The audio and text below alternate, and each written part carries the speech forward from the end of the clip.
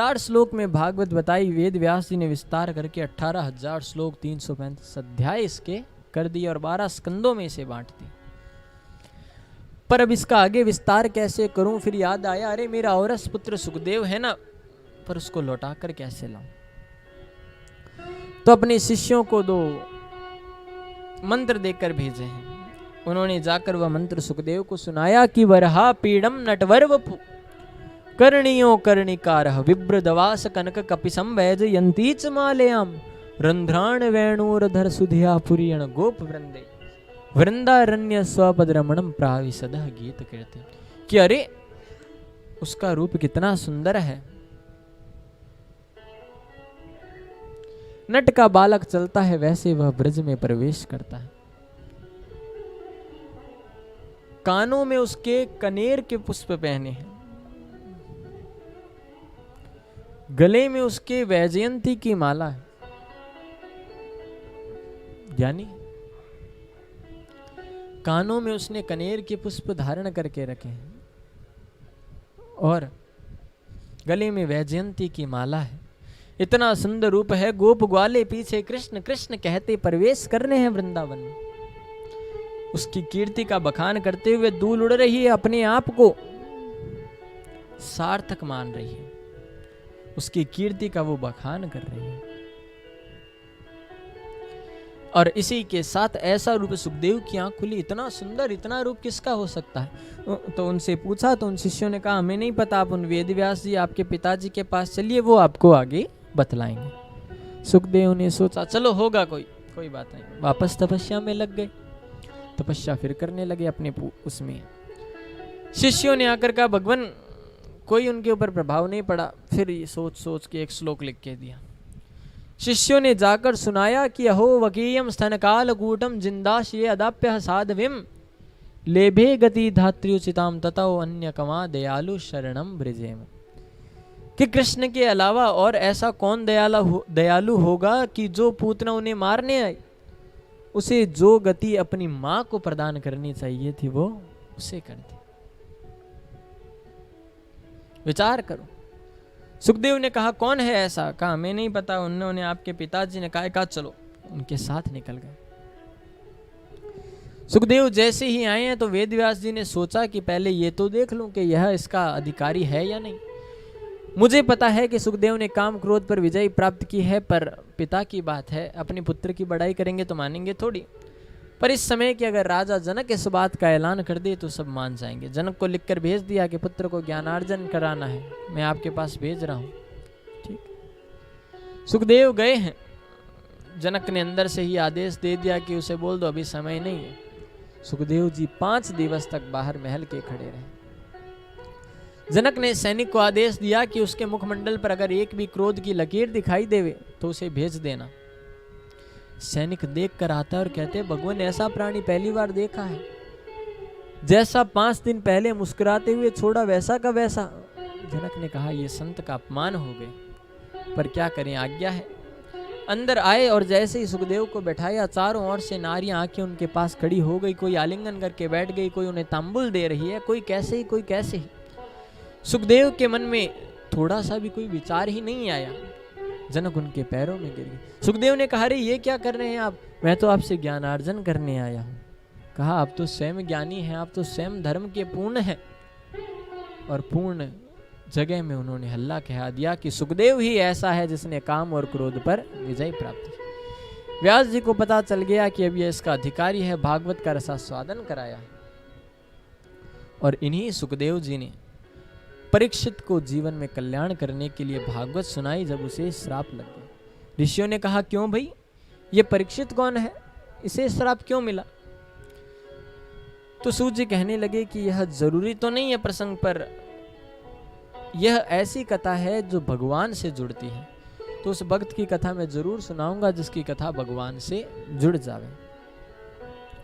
और वर्णन करते हुए कहते हैं कि जिस समय महाभारत की अंतिम घटनाओं का समय चल रहा था, सभी लगभग रूप से कौरव हार चुके थे।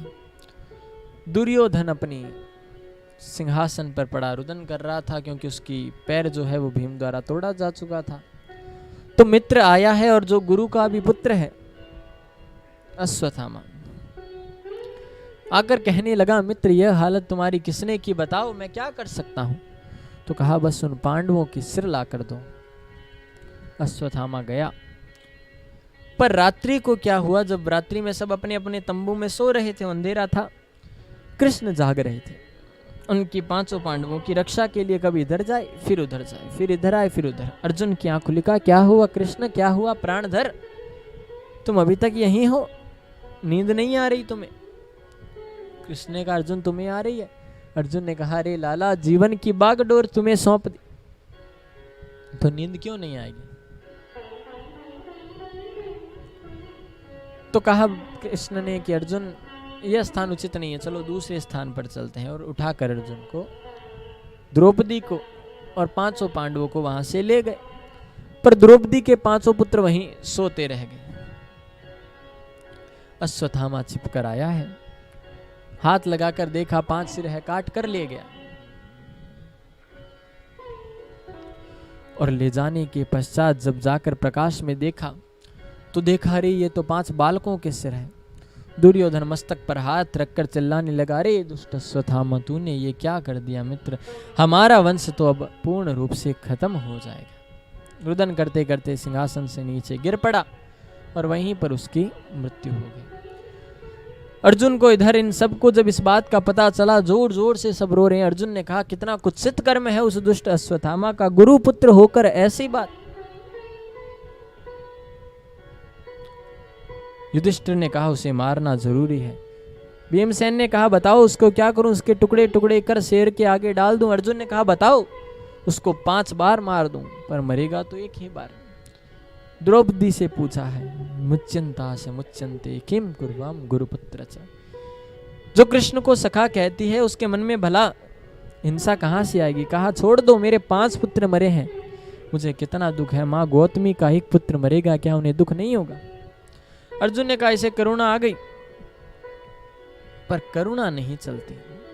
राजनीति में सट के साथ सटता का ही व्यवहार होता है, करुणा नहीं दिखाई जाती। और यह विचार करते हुए अर्जुन ने मन में विचार किया है कि अब क्या करूं, क्या करूं। पास में खड़े हैं कृष्ण। कृष्ण से कहा, कहिए कृष्ण जी, आप ही निर्णय कीजिए। कृष्ण ने कहा, ब्रह्मा बंधुर हंतव्य आतता ही बंधार्धुन, कि ब्राह्मण कैसा भी हो मारा नहीं जाता, और बालक का हत्यारा कोई भी हो छोड़ा नहीं जाता, तो उसे मारो भी और छोड़ो भी मत और मारो भी मत। सभा शांत हुई। का वाह रे कृष्ण, तुम्हारे जैसे न्यायाधीश हो जाए तो बात हो गई, क्या करें। तो अंत में दुष्ट अश्वत्थामा के पकड़ने गए तो उसने अस्त्र चला दिया, ब्रह्मास्त्र। अर्जुन दौड़कर आया कृष्ण के पास कि कृष्ण बचाओ, देव देव जगतपते। कृष्ण ने कहा, ये मानेगा नहीं। तो हमारे भगवान ने अर्जुन से कहा, लोह को लोह काटता है, विष को विष। ब्रह्मास्त्र का उदाहरण केवल ब्रह्मास्त्र ही है। दोनों ब्रह्मास्त्र आपस में टकराकर शांत हो गए, बहुत अंधकार रूप में वह परिवर्तित हो गए और उसका दोष वहीं पर फैल गया। अश्वत्थामा को पकड़कर लाए हैं, उसके आधी दाढ़ी, आधी बाल और आधी मूंछ मोड़ दी गई है। ब्राह्मण का अपमान होता है। मस्तिष्क से मणि निकाल ली गई, बलराम जी को दे दी गई। अश्वत्थामा के मन में अब ईर्ष्या आ गई। ईर्ष्या ही मनुष्य को मारती है कि मेरे पास एक कार है, सामने वाला 2 कैसे लेके आ गया। यह होती है मनुष्य की ईर्ष्या।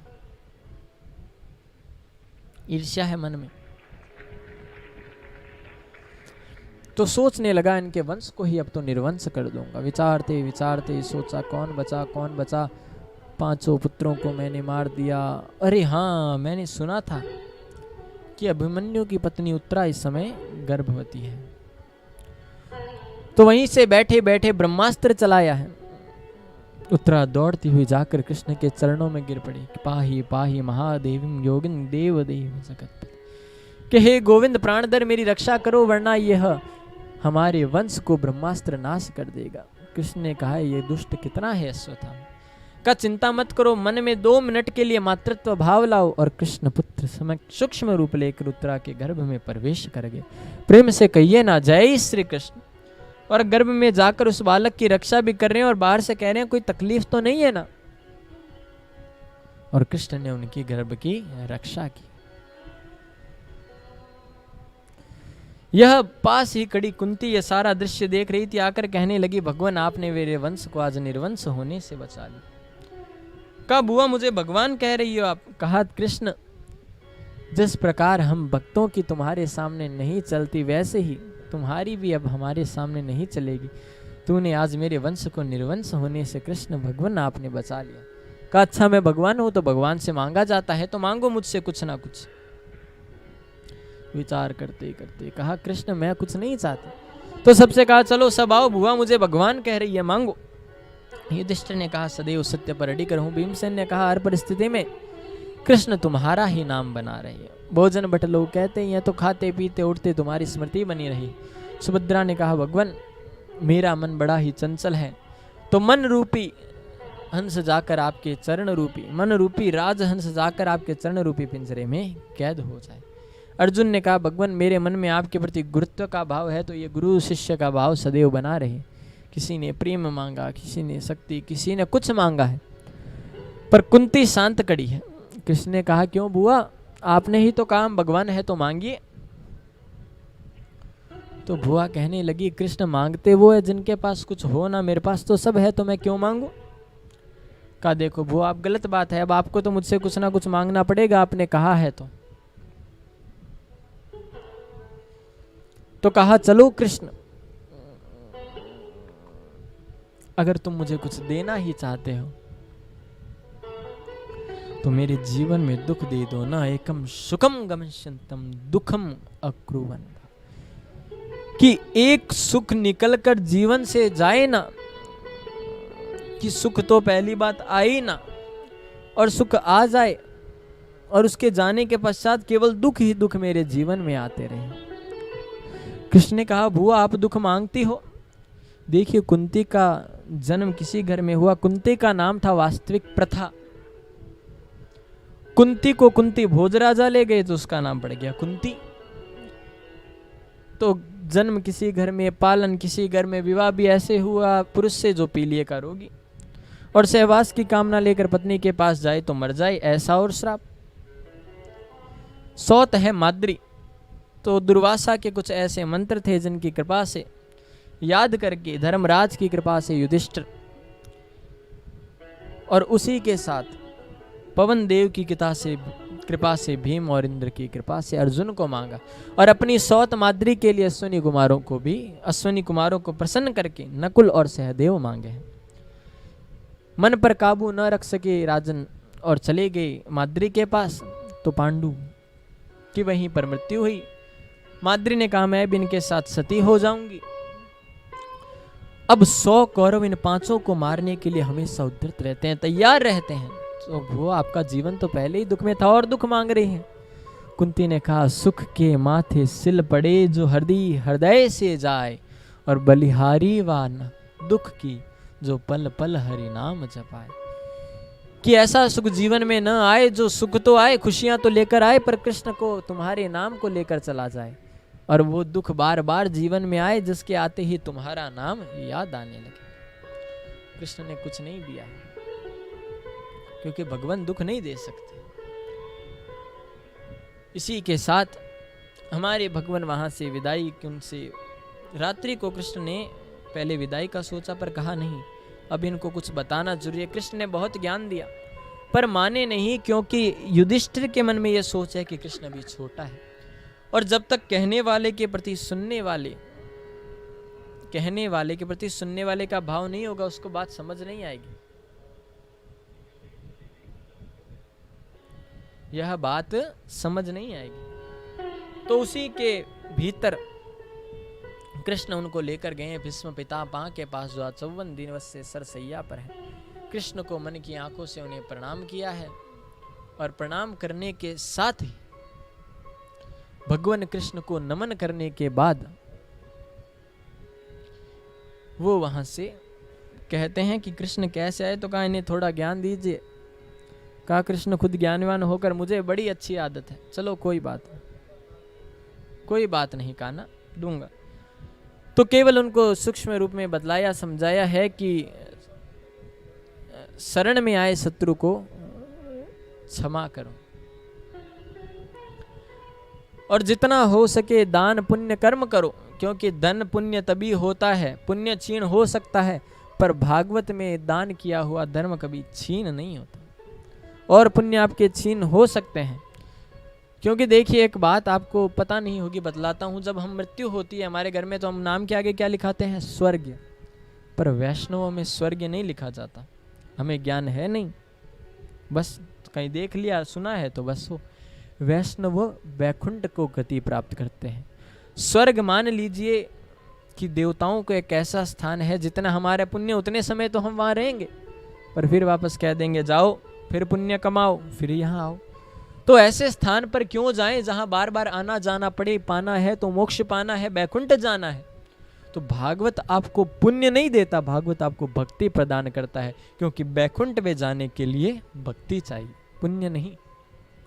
और यह भक्ति सदैव जीवन में, सदैव जब तक आप रहोगे, मोक्ष होगा तब तक आपके साथ जाएगी। प्रेम से कहो ना जय श्री कृष्ण।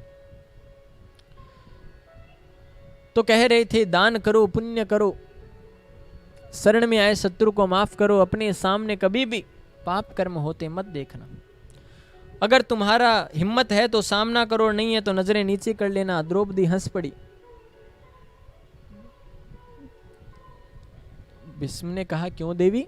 कुलवती नारी ऐसे कभी बीच कार्य में इतनी सभा में हंसती नहीं है, क्यों हंसी? कारण बताओ। क्षमा मांगती है और कहती है देखिए आज तो आप बड़ा उपदेश दे रहे हैं ज्ञान का कि नजरें नीची कर लेनी चाहिए। उस समय आप कहाँ थे जब दुष्ट दुशासन मेरा चीर हरण कर रहा था? उस समय आप चलिए कहाँ गए थे? का उस समय मैंने दुष्ट दुर्योधन का दूषित अन्न खाया था, इसलिए जैसा खाए अन्न वैसा होए मन, जैसा पिए पानी वैसी बोले वाणी। इसलिए देवी उस समय मेरा मन वैसा हो गया, क्षमा करना। सबसे मन को हटाकर कृष्ण में लगाया है। तो कृष्ण ने कहा आप तो शांतनु सूत है, आपको तो इच्छा मृत्यु वरदान है। तो बतलाते हैं कि कृष्ण मुझे तो अपना ऐसा कोई जीवन याद नहीं जिसमें ऐसी मौत लिखी हो।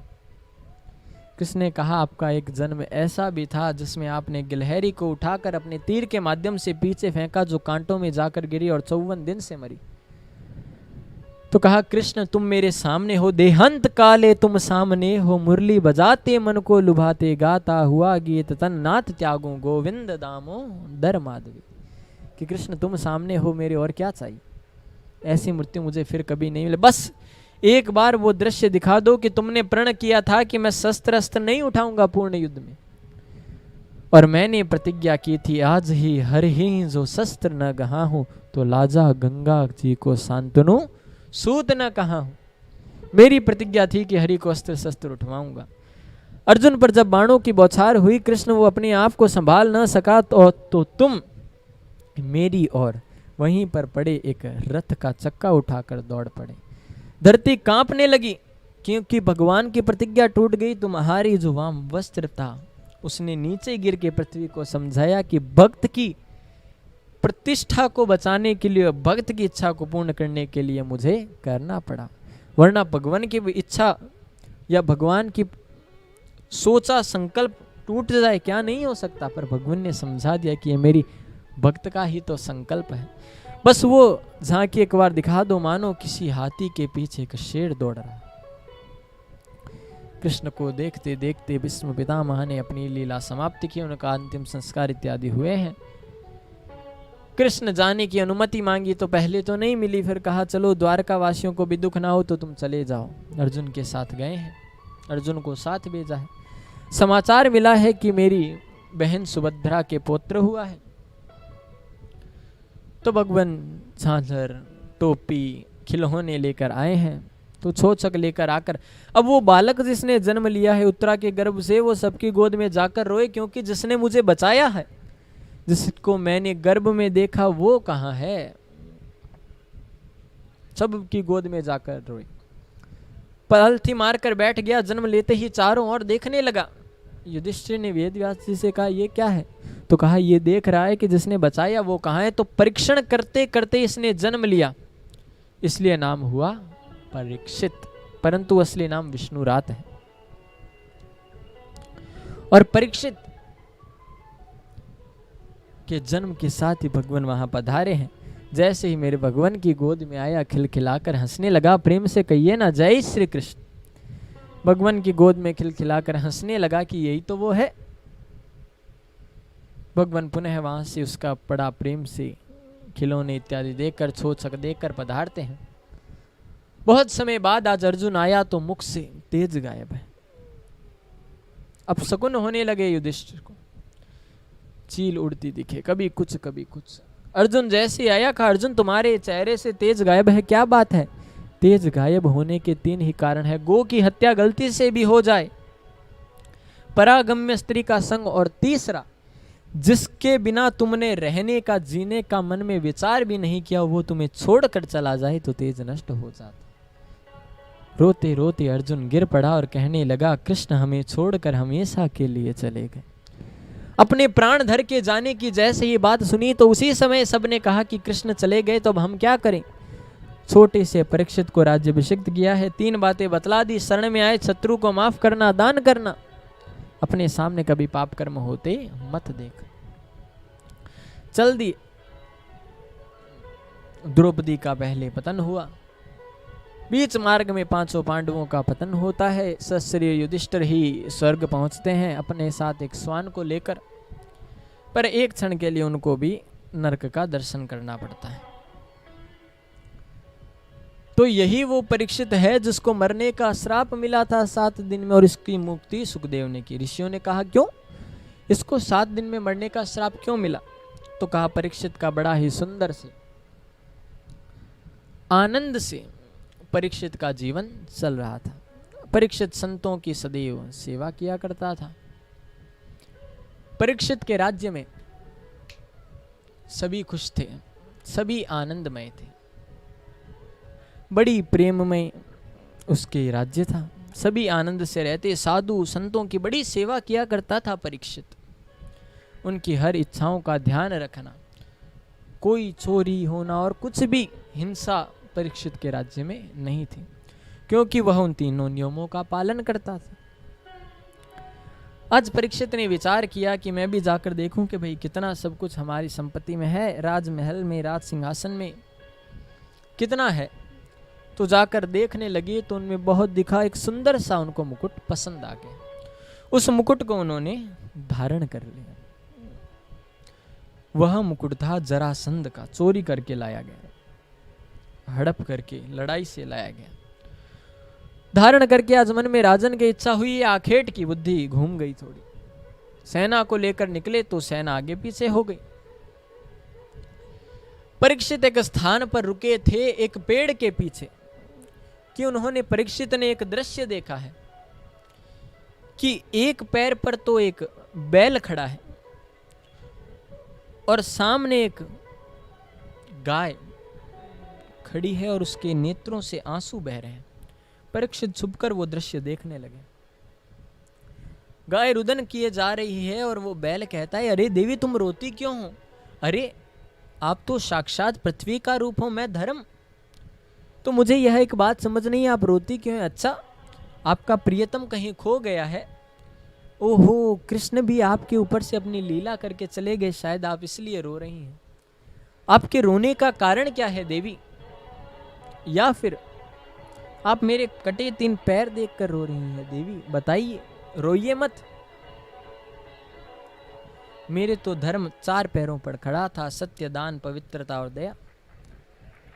दान गई, पवित्रता गई, तो इनके जाने के साथ ही दया, दान और पवित्रता चली गई, बचा केवल सत्य। तो आप रोइए मत। यह दृश्य देखकर परीक्षित आगे आए और कहा, अरे आप तो स्वयं धर्म है, आप क्यों रोते? आपकी यह हालत किसने की, मुझे बताइए, मैं उसको छोड़ूंगा नहीं।